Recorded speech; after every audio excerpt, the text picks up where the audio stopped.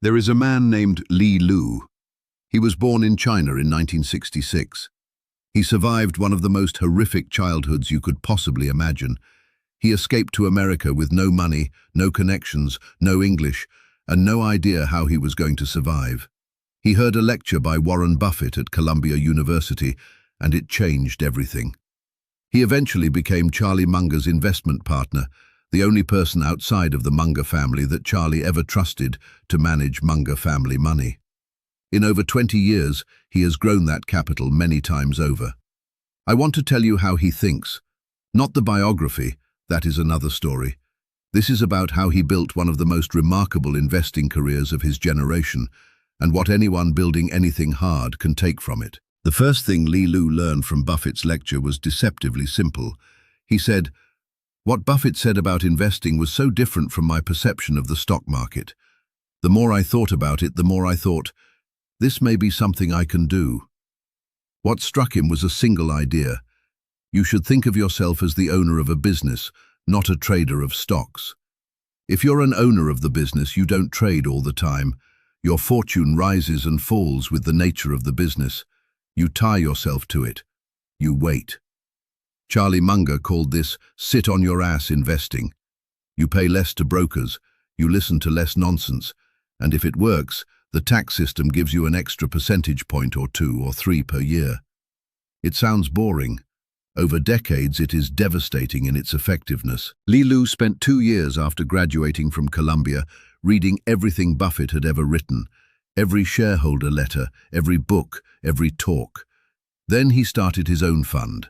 In his first year, he lost 19%, so he started over. And he rebuilt around a philosophy that can be summarized in 2 sentences. Study Buffett and Munger, then do that. The most important thing Li Lu has ever said about investing, in my opinion, is not about stocks. It is about self-knowledge. He says, 95% of the stock market is designed for traders. Only 5%, maybe less, are going to think the way Buffett and Munger think. And if you want to think like them, you have to first figure out whether that 5% is actually you. Because if it doesn't fit your temperament, you are going to fail. It has nothing to do with intelligence. He describes people like himself, like Munger, like Buffett, as somehow genetically mutated. They are very comfortable being in the minority. Most humans survive by sticking with the group. These people are the opposite. They are right not because other people agree with them, but because their reasoning and their evidence say they are right. They don't let other people's opinions interfere. Buffett put it this way, if Charlie and I have any advantage, it is not that we are so smart. It is that we are rational. We very seldom let extraneous factors interfere with our own thinking. Common sense, Li Lu says, is the least common commodity.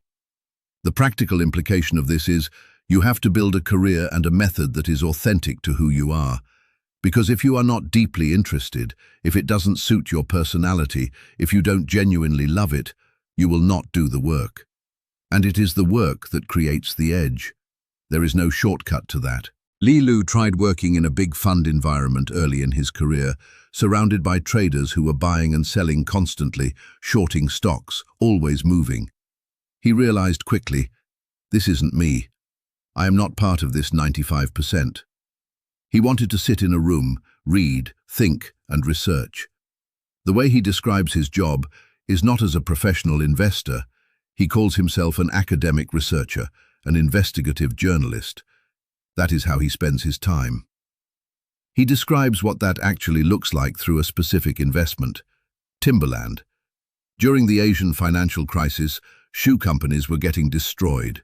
Investors assumed that Asian sales would collapse. Timberland's stock was getting absolutely battered. Li Lu looked at it and sensed something didn't add up. The first thing he noticed, for a company doing $1 billion in revenue with a strong brand, there were 0 analyst reports. Nobody was covering it. He found out why. The family owned 40% of the company and controlled 98% of the vote. That scared most institutional investors off immediately. Then there were the lawsuits. A number of pending legal cases that were scaring away another large group of potential buyers. Here is where the work begins. Li Lu downloaded every single document from every single court case. He read them from page 1. all of them. What he found was not a company in legal distress. What he found was an owner who was furious at having to deal with outside investors at all, who had said publicly he didn't need a dollar from anybody, and whose defense in those cases made it clear, "This is a wonderful business, and I know it." But he didn't stop there. He went to the community where the family lived. He visited people. He spent time there. He found out what boards the founder's son sat on. He got himself elected to one of those boards. He became close friends with the son. What he ultimately found was one of the most admirable families he had ever encountered, and brilliant businessmen. He then asked, "How much did you put into timberland?" His answer, "A shitload." Over the next 2 years, the stock went up 7 times. Think about how many people might have known about the Asian financial crisis and the shoe sector. Maybe thousands. How many read the analyst reports? Most of them. How many also noticed there were lawsuits? Quite a few. How many downloaded every document from every case and read them front to back? 1 or 2. How many went to the community and got elected to a board? 1. The lawsuits didn't create the opportunity. They served a purpose. They scared away everyone who wasn't willing to do the work. The opportunity was always there. It was protected by effort. Li Lu talks about what drives his decision to sell and the evolution of how he thinks about it. He used to follow a rule. If he wouldn't want to buy more at the current price, he would sell. Over time, he moved away from that. Because if you truly understand a business, if it is a genuinely great business, you don't sell it, you let it compound. He describes this through Bloomberg. At one point, he tried to build a competitor to Bloomberg. Through that experience, he came to understand Bloomberg more deeply than he had before, because it was nearly impossible to compete with them. And one of the best ways to identify who is truly great inside an industry, he says, is to ask, who do I most not want to compete with? Bloomberg has high switching costs. It takes an enormous amount of time to learn all its functionality. Once you have learned it, the opportunity cost of learning something else is so high that you simply don't. And everyone else is using the same system, so the network effect compounds on top of that. The cost of Bloomberg relative to what it enables, millions of dollars of trades, is effectively zero. That means they have almost unlimited pricing power. That is a fabulous business. Once you identify a business like that, you do not sell. The deeper point is that truly great businesses produce positive surprises. Bad businesses throw up one headache after another. You want to own the kind of business where the surprises keep being better than you expected, where the management keeps finding ways to grow that you hadn't imagined. That is the business you hold for decades. And great opportunities are rare.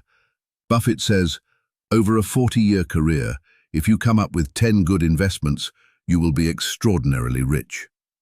Li Lu echoes this throughout everything he has said publicly. Over a lifetime, you might develop tremendous insight. And by tremendous, he means the kind where you are willing to bet the entire house on no more than 10 things, maybe 5. But one of those insights, if acted on with full conviction, can return your investment 10,000 times. He says, opportunity comes infrequently. When it rains gold, put out the bucket, not the thimble. The way you develop those insights is through relentless, sustained study. Not financial analysis, genuine curiosity about how everything works. Li Lu reads everything. He reads physics, mathematics, history, economics, law, politics. He is interested in everything. He says, when I read biology, when I read physics, when I read history, it is all searching for ideas. Even watching how his daughters developed as children, how human cognition forms, he found enormously important. The entire world is his classroom. He tells his interns to pick one business, any business, and understand it completely. Imagine a distant relative has died and left you 100% of a business they owned. What are you going to do with it? That is the mentality to apply to any investment. Once you can truly understand one business inside and out, you can extend that knowledge to an industry. And if you can find a business with superior economics in an industry with superior economics, run by good management, and you can get it at the right price, you can stay for a very long time. He had been studying a category of American business for 15 years before he found its Asian equivalent. 15 years of continuous study gave him the insight to act on that equivalent with full conviction. He connects this to how he has thought about BYD, a company he began investing in 2002. He says, "You cannot truly understand everything about a business in 1 week. It took me 10 years to understand BYD, and I am still learning new things. The process is like compounding money, except you can compound knowledge faster than money if you truly love the game."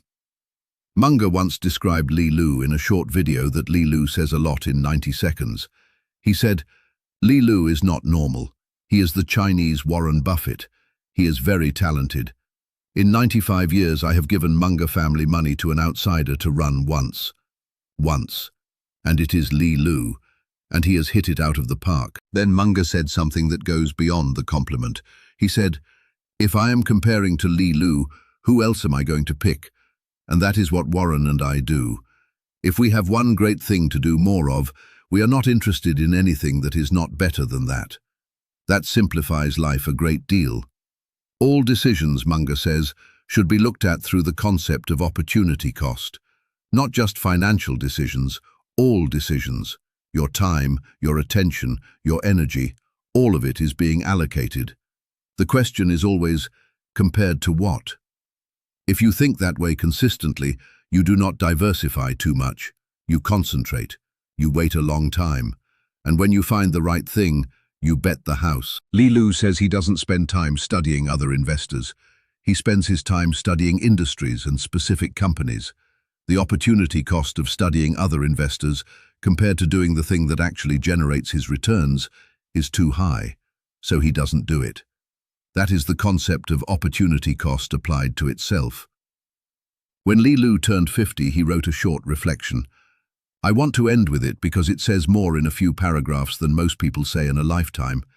He wrote, "I could never imagine my life would turn out this way. The countless people in my life, kind-hearted strangers, mentors, partners, friends, are my bridges, my roads, my transportation for getting here. If I have anything to do with that journey, it is simply that I took it." He says he was careful throughout everything not to be influenced by emotions he knew were counterproductive. Envy, resentment, hatred, jealousy, greed, self-pity. Munger used to say, self-pity has no utility. Buffett has said, the world doesn't run on greed, it runs on envy. Both of them spent decades curing themselves of it.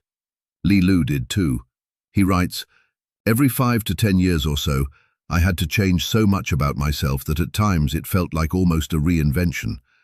And then he references Confucius, who said that at 50, one should know his purpose in life. Li Lu writes, "I believe in this dictate. Having done relatively well in the additions of my life, I am slowly learning the art of subtraction and focus." Subtraction. That is the word I keep coming back to. The entire system he has built, the deep study, the rare bets, the long holds, the refusal to trade, the refusal to study other investors, the refusal to diversify away from the best ideas, all of it is subtraction, eliminating everything that is not the highest and best use of the only resource that cannot be replenished. He says, "I was extremely lucky to be introduced into this field by the greatest investor who ever lived, when I accidentally stepped into a lecture by Warren Buffett at Columbia nearly 25 years ago. And it was even more magical 13 years ago when Charlie Munger became my investment partner and lifelong friend. I don't know to what I would attribute this extreme fortune. It is something even the wildest imagination or the best fiction could not conjure. Now that he has compiled a record of his own for over 20 years, he says he enjoys the game even better than when he started. That is the tell. That is always the tell. The people who do this at the highest level, Buffett, Munger, Li Lu, they are not doing it for the money. They love the game. They are insatiably curious. They would do this even if it didn't pay anything. And because they love it that much, they do the work that nobody else is willing to do. They get elected to boards to understand a single investment. They read every page of a giant stock analysis book, cover to cover, multiple times. They study industries for 15 years before making a bet. The money is the outcome. The curiosity is the engine. Find the game you would play even if it didn't pay, then go all in.